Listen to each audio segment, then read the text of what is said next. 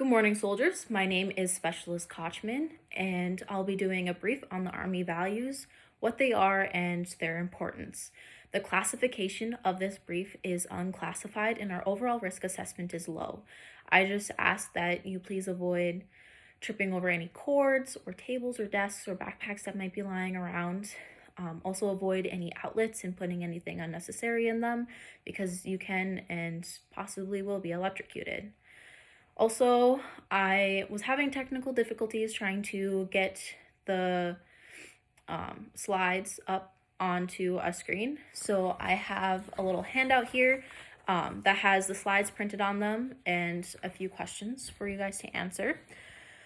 If you have any questions, I do ask that you wait until the end to ask any questions so we can get through this briefing quickly, and I'll be happy to answer them at the end. You can utilize the handout to write them down or whatever you so please.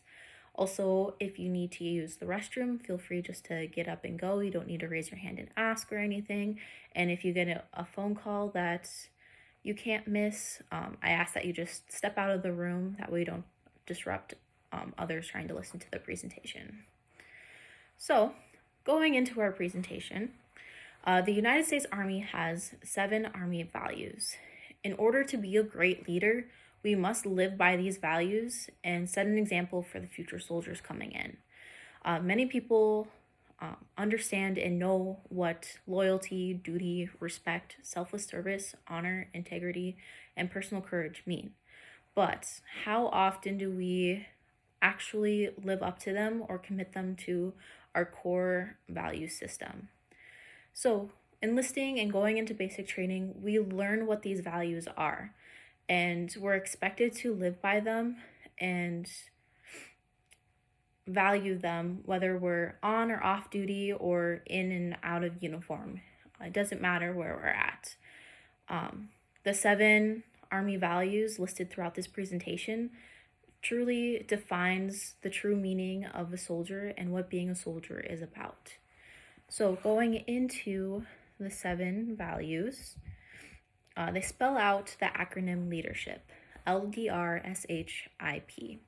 And this is just an easier way for us soldiers to remember what they are and make it easier for us to recall back on them. So going into the first Army value, it is loyalty, which the definition of loyalty is being able to bear the true faith and allegiance of the U.S. Constitution, the Army, our unit, and other soldiers. Bearing true faith and allegiance is a matter of believing in and devoting ourselves to something that's bigger than ourselves. A loyal soldier is one who supports the leadership and stands up for other soldiers. By wearing the uniform, we are expressing our loyalty to our country. We are expected to do our share and show our loyalty to our units. And this kind of rolls right into our next value, which is duty, which is fulfilling our obligations. Doing our duty means more than carrying out our assigned tasks. Duty means being able to accomplish tasks as part of a team. The work of the U.S. Army is a complex combination of missions, tasks, and responsibilities. We're in one big, constant, flowing motion. Our work entails building one assignment onto another, which can be hard sometimes. Fulfilling our obligations as part of our unit every time we resist the temptation to take shortcuts that might undermine the integrity of our final product. Our next Army value is respect, which is treating people as they should be treated. In Soldiers Code, we pledge to treat others with dignity and respect while expecting others to do the same. Respect is what allows us to appreciate the best in other people. Respect is also trusting that all people have done their jobs and fulfilled their duty. And self-respect is a vital ingredient with the Army value of respect. We need to be able to respect ourselves in order to respect others. This results from knowing you have put forth your best effort. The Army is one team, and each of us has something to contribute. Our next value is selfless service, and this is putting the welfare of the nation, the Army, and other subordinates above our own. Selfless service is larger than just one person. In serving our country, we are doing our duty loyally, without thought of recognition or gain. We all put on or decided to put on this uniform for a reason, and we're expected not to expect any recognition for it. We're just doing it for what our duty is. The basic building block of selfless service is the commitment to each team member to go a little further, endure a little longer, and look a little closer to see how we add to the overall effort of the team. Which goes into our next value, which is honor. We need to live up to the Army values.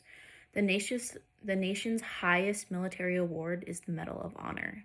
This award goes to soldiers who make honor a matter of daily living. Soldiers who develop the habit of being honorable and solidify the habit with every value choice they make.